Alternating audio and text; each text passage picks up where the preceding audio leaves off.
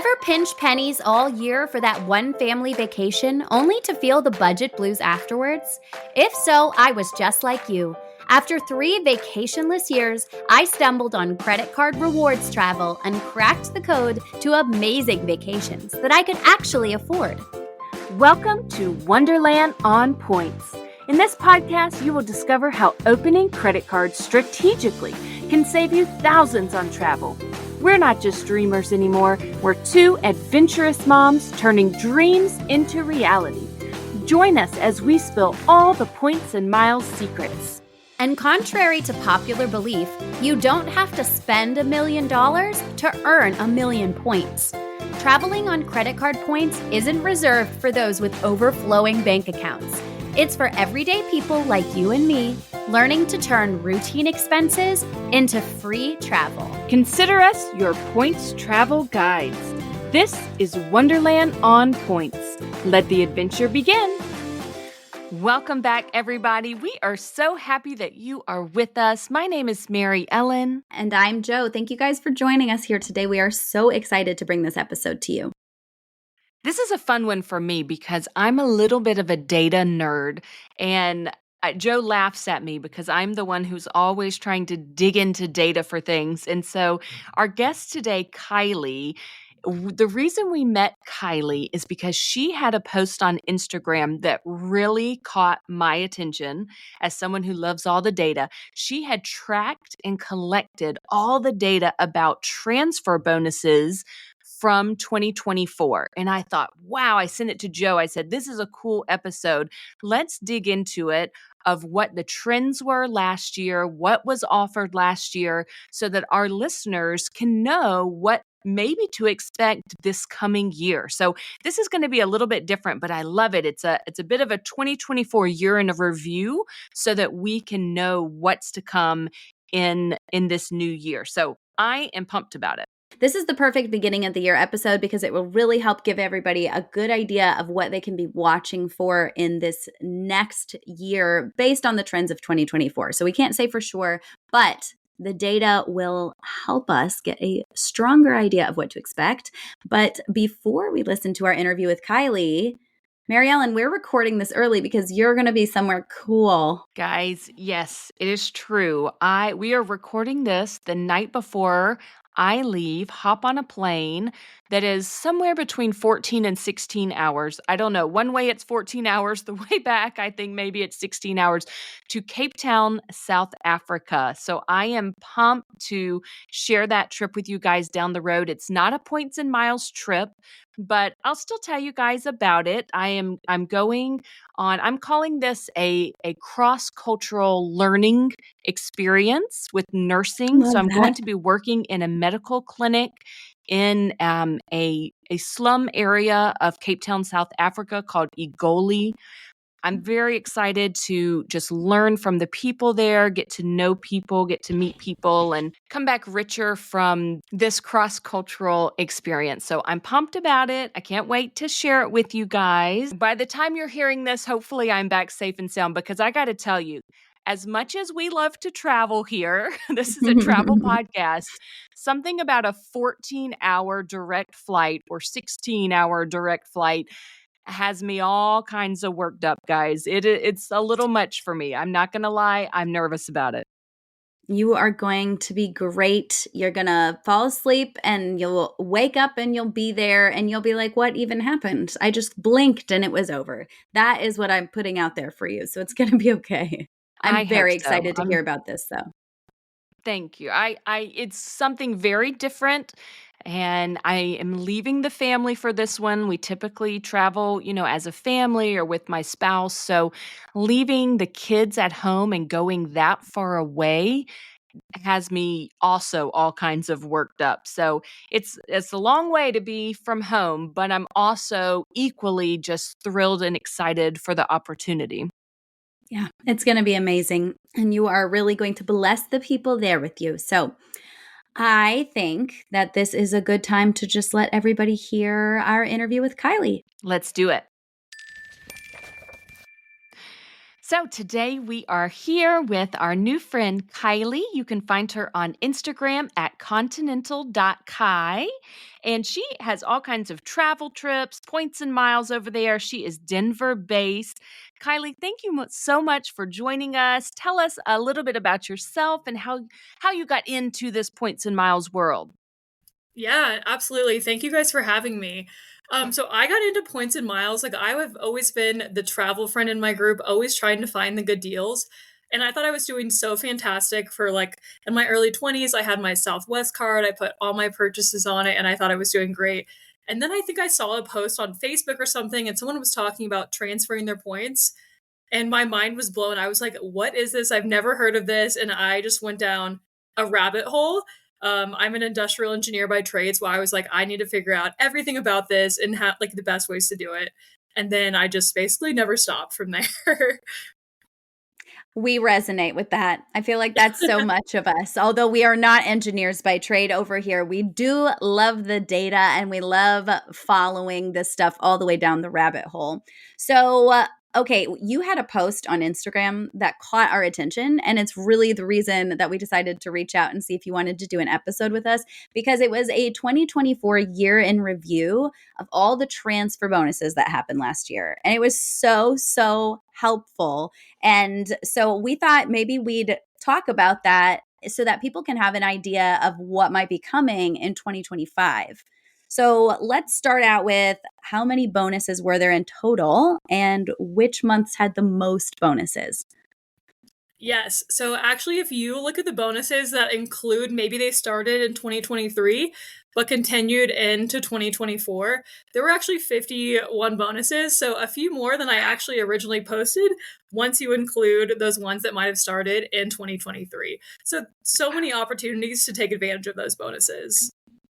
That's I awesome. love them. I actually had no idea. I feel like that number made my head explode.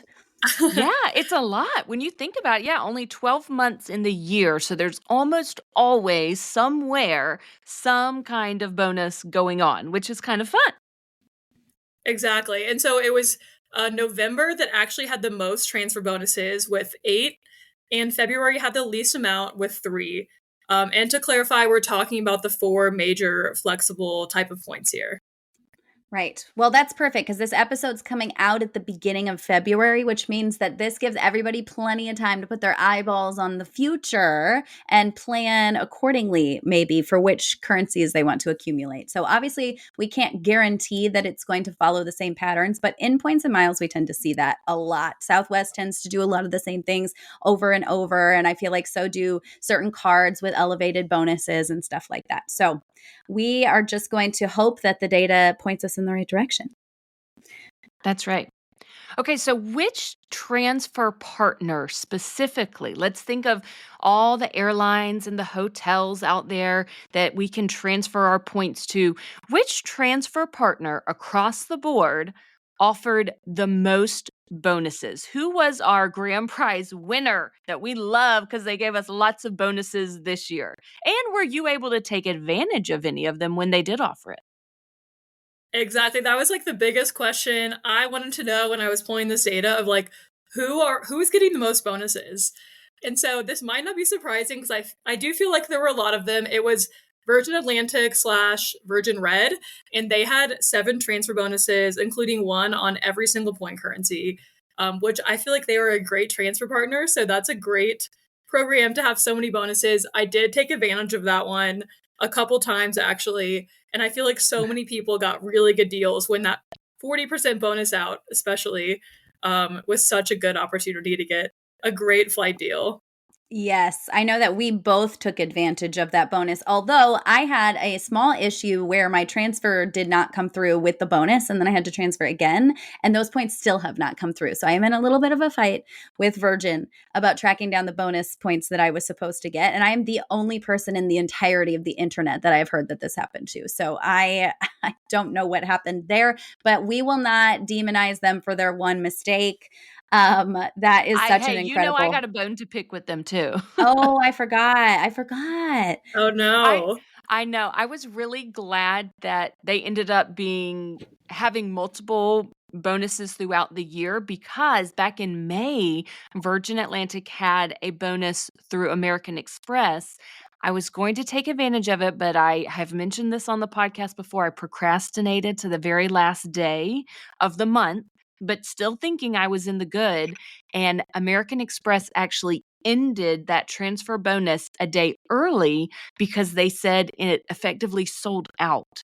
They only had a certain number of points and it was so popular that they stopped offering it early. So I got burned in May by the Virgin Atlantic bonus ending early. But when it came back around later in the year, I took advantage of it. So I'm excited. That's why we're going to London. Where are you going, Kylie? I booked a trip to from Denver to Barcelona, going Ooh. through Paris for only 11,000 points with a bonus. And then also I feel like another thing is people don't think of using Virgin Atlantic for flying domestically, but I also was able to book flights on Delta for my parents. I took them to New York City on like a bucket list trip. So that was a really good redemption using that transfer bonus as well. So there's so many options with them. That is so true. The domestic does get overlooked a ton. Okay, so that was the transfer partner that offered the most bonuses. So, which bank offered the most bonuses throughout 2024? And which partners were we frequently seeing in those offers? So the bank with the most transfer bonuses was American Express with 16 transfer bonuses. And their most common partner was actually surprising to me. It was Avianca Airlines. I feel like that one's not talked about a ton. But yeah, I think they had three transfer bonuses to Avianca. Um, and then the other banks were not too far behind, but I feel like Amex wasn't surprising because it does seem like every single month they had multiple bonuses going. Mm-hmm. I love that about Amex. Thank you, Amex. Keep them coming. Keep them coming. They're my favorite bank. We talk about that a lot on this podcast. There's some others that obviously I love them all the transferable points currencies, but I tend to lean a little Amex. I think the interesting thing about Amex, though, is even though they did have the most transfer bonuses, and know we're going to get to this, but compared to previous years, this was actually a decrease in bonuses compared to what they've had in the past 2 years. Uh-oh. I Still don't like number that one, trend. though. Mm-mm. Nope.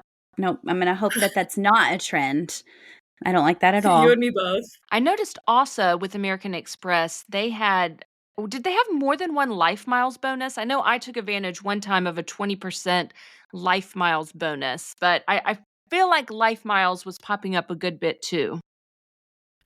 I think there might have been a bonus that was like put on by Life Miles versus usually the bonuses are from the bank. So I think you might be correct on that, but I would have to go Gotcha. to the data to confirm. Gotcha. Okay, well, let's talk about Citibank because they don't get talked about a lot. I mean, we certainly don't talk about Citi often on this podcast, but they had some opportunities for bonuses this year as well. And with all of the changes happening with Barclays being dropped and the new AA partnership, we know that their stock is going to go up, which means that maybe they're going to try to grab people's attention with some new, fun, sparkly options. So let's talk about what they offered in terms of bonuses this year. Yeah, I definitely feel like Citi is not talked about that often. I mean, I personally don't even have a Citi card, but so when I saw that they were number two in terms of transfer bonuses, I was pretty surprised. So they had 15 bonuses. So really not too far behind American Express at all.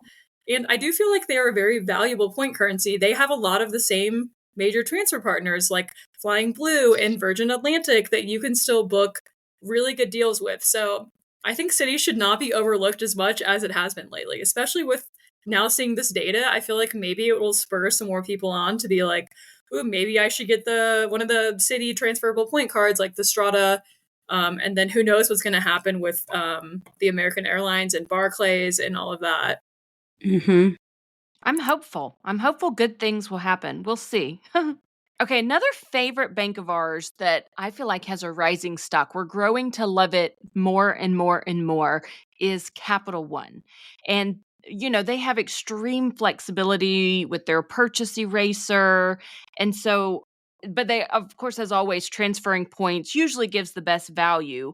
Sadly, in 2024, though, when you really looked at and broke down the data from all the banks, they had the least number of transfer bonuses, which is disappointing. So, which ones did they actually have? Yeah, so Capital One had the least amount, which I felt I wasn't surprised by because I feel like every month people would say, any Capital One bonuses, any Capital One bonuses. And I always had to be like, no. So they did have six, and theirs were spread across. So they had one bonus on a bunch of different partners. So they had British Airways, Flying Blue, Qantas, Virgin Atlantic, Etihad, and Cathay Pacific. So their bonuses were really spread apart, but I really wish that they had more bonuses because Capital One actually might be one of my favorites. Obviously not for their transfer bonuses, but I would love to see them have more in 2025. Yeah, it feels Please, really, Capital really One. Pretty right. please. It feels so easy, I feel like, to earn Capital One miles. It's kind of my go-to anytime I don't have a multiplier in a specific category, and I feel like I just see the points going up like crazy, especially now with the way the shopping portal has kind of transferred over to more like American Airlines style shopping portal. I feel like that's going to be an opportunity to really rack up the points, and it would be nice if they had more transfer options for sure, but I will not hate on them anyways because I love their currency, and I honestly love a purchase eraser even though I know it's not the value. It's so great for like taxes and fees, Airbnbs, all the things. Yeah, I mean, if it works, it works. That's what I always tell people when it's like maybe it's not the best use of your points, but if you're still getting a free trip out of it that you wouldn't get normally, then I'm like, be my guest. Go ahead and use your points for the purchase eraser. But I do think that's a good point that you brought up about the Capital One shopping portal that now you actually can earn points rather than the cash back. I'm curious if it will become kind of like the new Rakuten, where Rakuten and Amex, a lot of people do that and rake in so many points through that. And I'm curious Yes. if Capital One will be on the same level once more people start realizing that that's an option. For sure. Well, not everyone's apps have transferred over yet. Mary Ellen's has. Mine is still showing the old way of doing things with the percentages, and I'm very frustrated by that. I'm like, why? Why are you leaving me behind? So I don't know what I can do to trigger that change, but I agree. There's definitely going to be some competition there. I mean, we are huge Rakuten fans on this podcast, but Capital One may be giving them a run for their money. I was going to say, I feel like Rakuten might be a little bit more user friendly with being able to like have the plugin and all of that. But I wouldn't be surprised if it became almost maybe better than Rakuten because some of those earnings on there are pretty large. I've already That is found true. myself using it and switching over from Rakuten. I have, and I'm a big Rakuten person. I have already dug into that Capital One shopping and earned 3,000 miles for a meal kit offer that I was stacking with something else. I stacked, so I didn't actually use my Capital One card. I used my Chase Freedom Flex, which is a MasterCard. So it triggered an offer on my Chase MasterCard. It also triggered Simply Miles because Simply Miles works for any MasterCard that you upload to it.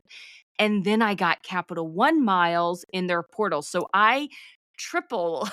I earned Chase points, I earned Venture X points, and I got some AA points and AA loyalty points. So I really love what's going on with that Capital One shopping portal. So we'll see what happens, but so far I'm a big fan. Okay, so there is a transfer partner that's a favorite, especially of us here on this podcast, and really of almost everybody in points and miles, but it was really missing from all of this. So we're calling this the sad elephant in the room, which is Hyatt. So, can you tell us if there's anything that we could know to be helpful about seeing Hyatt at all, or can we just pretty much write this one off for the rest of forever, according to the data? I think we can pretty much write this one off. I not that any data that I've seen has ever shown there has been a Hyatt transfer bonus from any of these like major points. And I really don't see one coming anytime soon. So I would not hold your breath on having any sort of transfer bonus to Hyatt. if there was, I think a lot of us would transfer all of our points. All of Correct. them.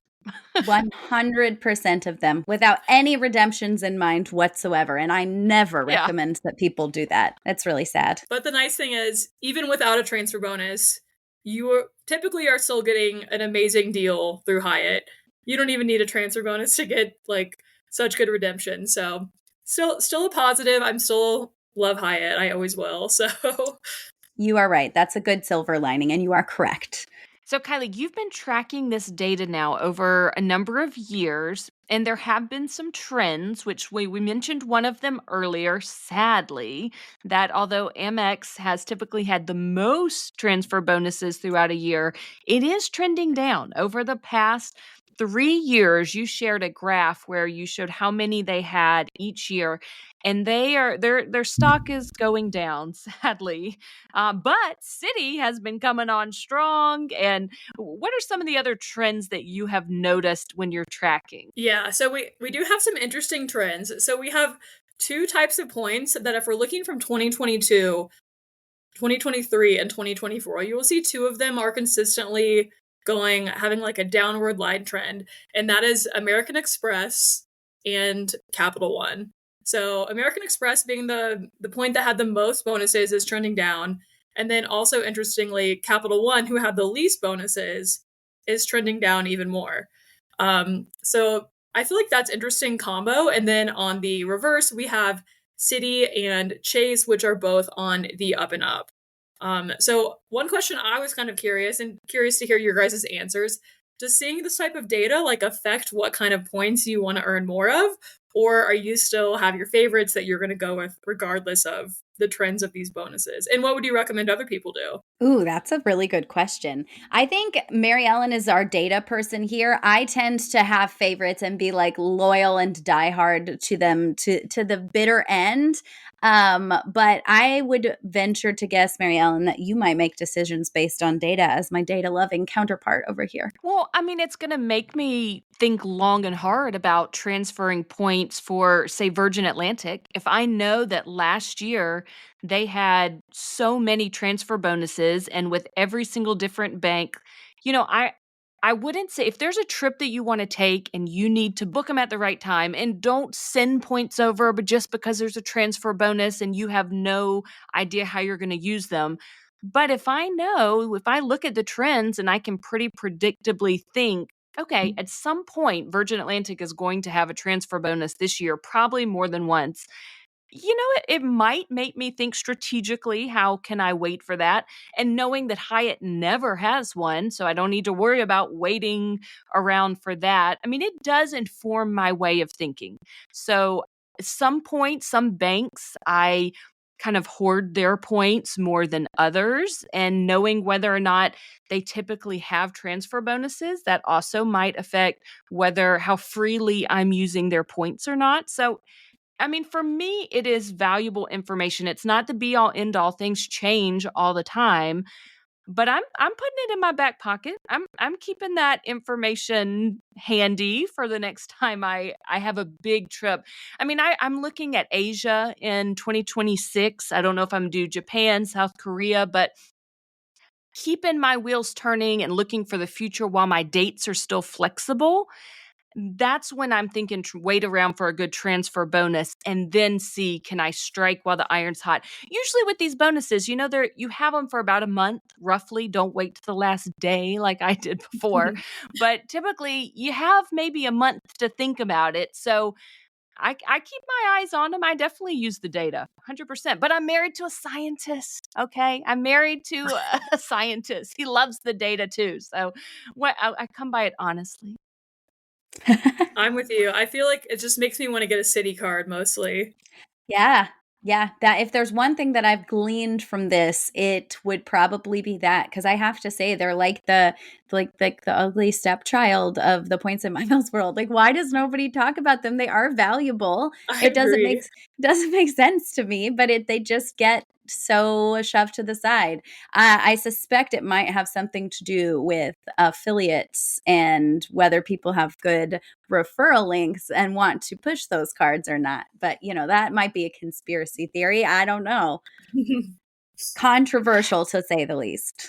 Kylie, give us, since we're talking about transfer bonuses, can you think of any examples of trips? I know you have booked some for this coming year that you mentioned. What are some examples of trips in the past that you took after utilizing a transfer bonus? Yeah, so we actually flew on China Airlines business class in October 2024, which I feel like that airline also isn't talked about a lot, but they have a very nice business class product. And they're part of the SkyTeam Alliance. So I was able to use a transfer bonus to Flying Blue to book that trip. So we were actually able to book one leg of that, only ended up being like 67,000 points per person. So that was Wow. a very good redemption. The return leg, the transfer bonus actually started the day after I booked the return. So that was No. unfortunate. But the one leg, we still got a really good deal. And so round trip, I think it ended up being 160,000 points per person for like what, an $8,000 flight. So that was probably Yes. one of the better ones. And then I mentioned I've done some domestic ones, like to New York City. And then I did the Barcelona one with the 40% on Virgin Atlantic. So I've had some good ones, but again, I'm never just sitting around waiting, being like, I found a great deal, I'm not going to book it because there's no bonus. But sometimes it works out. Right. So that brings us to our next question, which is, in your opinion, should people be waiting around for transfer bonuses or be nervous about missing out on them? And I feel like you just gave us a very concrete answer to that already. But speak to that a little bit, because people get FOMO. They get really in their head about value and about thinking I have to capitalize on these or I'm not getting maximum value for my points. So talk to the people a little bit about that. Yeah, so I definitely would not wait around for one. If you found a ticket that works with your dates, is where you want to go on the right airline, but there's no transfer bonus, I would definitely not sit around and be like, well, I'm going to wait and see if there's a transfer bonus tomorrow or maybe the day after. If you found the ticket, then book it, because in the world of points and miles, who knows how long it's going to be there still. But if you have flexibility, like you said, Mary Ellen, with maybe going to Asia or something like that, and you're like, I can go anywhere in this 6 month window and I'm over a year out, something like that, maybe you could wait around a little bit. And when there's a bonus, go ahead and look and see if there's anything that works for you. Um, but I wouldn't like sit on a ticket that you found hoping for a bonus. And Mm-hmm. then on the vice versa, I wouldn't either just transfer my points with no plan to use them unless you are like, I know I'm going to be flying on this airline no matter what, something like that. But most people don't have that type of concrete, like I Right. have to fly in a certain airline. Yeah.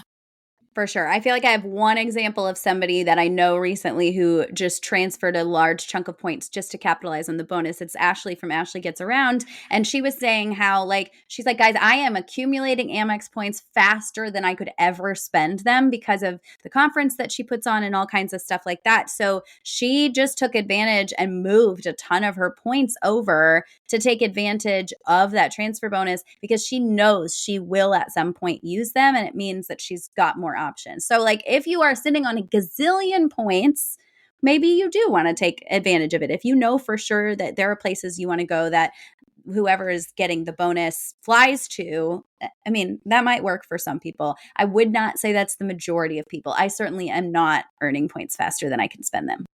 So, Yeah, if you're not going to miss them, or like you're flying that frequently, I'm sure Ashley's flying all the time, that she's always booking a flight and knows she's going to use this. But for your everyday person that's using these for a vacation every so often, I wouldn't recommend. But if you're someone that can travel on a whim and knows you're going to use them and isn't going to miss the points, then it could work for that small percentage of people. for sure. So, Kylie, what's on? I think you gave us a glimpse earlier, but what's on your 2025 itinerary? Tell us all the places that Points and Miles are taking you this year. Yeah, so I mentioned we were flying from Denver to Paris to Barcelona. And then on our way back, we're actually flying Munich to Boston on Lufthansa business class. So, that's how it Oh, goes with points and miles. You have to hodgepodge stuff together, especially being in Denver. People think of Denver as this big airport, which it is, but our international routes are pretty minimal. So that's the big trip we have booked. I do have 5 Marriott certificates I have to use this oh, year, so I'm hoping to use those in Hawaii. I haven't I haven't pulled the trigger on that yet. So the one trip we have to like Greece and Barcelona is the main one so far. Oh my gosh, Oh, that and sounds then amazing. I did just get back from Playa del Carmen. We just stayed at one of the Secrets all inclusives that's through Hyatt like 2 days ago. So Oh my that was a gosh. super nice trip. Which one was it? We stayed at the Secrets Maroma, which is like south of Cancun, a little bit north of Playa del Carmen.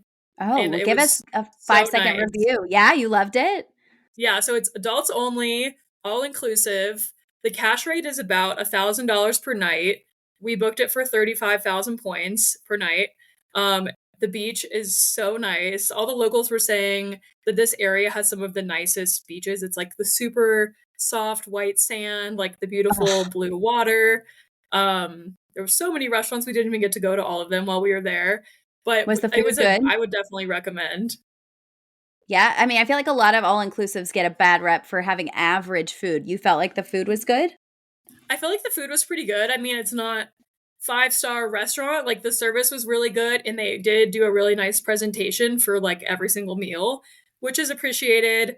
I Mhm. didn't have anything that was bad at all. That's Nothing awesome. I had a few things that were just like fine, like yeah, that was good, but not anything to write home about. But they did have a hibachi night, which I really enjoyed that. They had some good Yes, seafood. So I thought it was like I don't know. I thought it was good.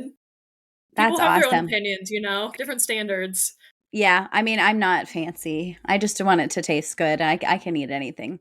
But I feel like when I look at Mexico and Cancun specifically, I get overwhelmed on the Hyatt app. There's 1,000 choices, it feels like, and you read reviews or you look at the stars and you're like, I don't know. I don't know what to do. So I always love to get like a real life concrete review from someone who's experienced one of them. So I know that's not what you're here to talk about today, but thank you for throwing that in there for us. Yeah, absolutely. Okay, so that's where you just went and where you're going this year. What's your biggest dream aspirational trip that you hope somewhere that you hope Points and Miles will take you in the future? Ooh, that's a good one. My husband and I go back and forth all the time about where do we want to go next, which is actually such a fun question because with points and miles, it's not like oh my gosh, we can never afford this. It's like, no, we can actually go to any of these places we want to go. Yes. I think ours is probably New Zealand, which is a super hard route on points and miles to find. And also, like, time off of work is another big issue because you have to Yep. have a lot of time, but that's definitely probably like the next big thing we want to try to book. I've Oh, So, been seeing that's awesome. pictures of the lupine flowers in New Zealand. I don't know what time of year. I think it's like November that people have gone and they're really in full bloom. That those have drawn me in and had me wanting to add New Zealand to my list for sure. Meanwhile, I just want to see Lord of the Rings filming locations. So, full nerd. I want to go to Hobbiton. And New Zealand's very high on my bucket list as well, but really, literally because of Lord of the Rings. It's really sad. they have everything there. I feel like they have like the Everything. mountains, the beaches, like nature, city, whatever you want, you name it. But it is one of the harder routes to book on points and miles. Kylie, are you familiar with Ramey Travel? All of our listeners, depending on how long you've been listening, Ramey was a guest of ours back almost a year ago now. But Ramey Travel, if you find her on Instagram, she has some really great New Zealand content. I bet she will inspire you even more. Oh yeah, I've heard of her. I'll have to look for those particular videos. Yeah, her New Zealand stuff is really drawing me in recently. She's been posting a lot of it. So definitely take a look. And really, on that note, do you have any favorite travel content creators that you think our listeners would really benefit from? Let's see. Honestly, there's just so many of us, and everyone has their own style of content, whether it's like Disney or family or solo, so there's It's so many true. different people out there, but I do really like Max Miles. I feel like his content is very direct and you can always learn something from his stuff, so I like his. And then also Dave with Miles Talk is a plethora of information. He has been doing this so long, so if I ever have any questions about cards, he's always my go-to person. So those are Absolutely. probably two that I definitely like following. Amazing. Awesome. I'm going to link them both in the show notes. Awesome. Well, Kylie, remind everybody where they can find you on Instagram. Yeah, so I'm on Instagram at continental.kai. You can also find me on TikTok, especially if you're looking for longer form videos. That's where I post most of like walkthrough tutorials. So Instagram and TikTok, I'd love to see you there. Amazing. We will also link your Instagram and your TikTok handles in the show notes so everybody can find you super, super easily. And we are so thankful that you gave us a chunk of your evening. Thank you so much for having me. Thanks, Thank Kylie. you. If you enjoyed this show today, please consider writing us a review or clicking 5 stars wherever you listen to your podcasts. And please subscribe and follow along so that you never miss an episode. You can follow the podcast on Instagram or YouTube at Wonderland on Points Podcast. You can find me on Instagram at Family Travel for the Win with the number 4. And you can find me on Instagram at Points to Wonderland. If you're thinking about getting a new travel rewards credit card, consider using the links in our show notes. Using our links helps to support us and keep our podcast going so we can provide you with all the latest tips and tricks when it comes to traveling on points. And if you aren't sure which card is right for you, shoot us an email at wonderlandonpoints@gmail.com, and we would be happy to walk you through a free card consultation. That's also a great place to send us all of your comments and questions. Thank you so much for joining us, and we will see you here next time.